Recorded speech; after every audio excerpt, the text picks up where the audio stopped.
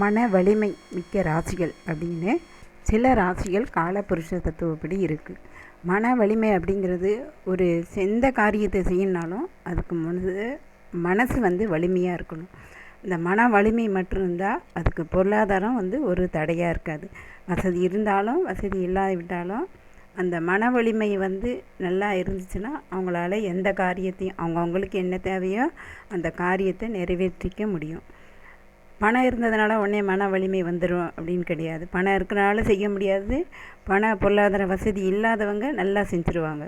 அதுக்கு காரணம் அவங்களுடைய மன வலிமை தான். அந்த மன வலிமைங்கிறது கடவுள் சில ராசிகளுக்கு தான் ஒரு வரப்பிரசாதமாக கடவுள் கொடுத்துருக்கார். இயற்கையிலேயே சில ராசிகள் மன வலிமையுடன் இருப்பாங்க. அந்த மன வலிமையினால் எவ்வளோ பெரிய தடை வந்தாலும் அவங்க காரியத்தை வெற்றி பெறுவாங்க. மன வலிமை தான் ஒருத்தருக்கு முக்கியம். அடுத்தது தான் பொருளாதாரம். அந்த மன வலிமை மிக்க ராசிகள் அப்படின்னு என்னென்ன ராசினா மேஷம், மிதுனம், கடகம், சிம்மம், கன்னி, தனுசு, கும்பம், மீன ராசிகள்.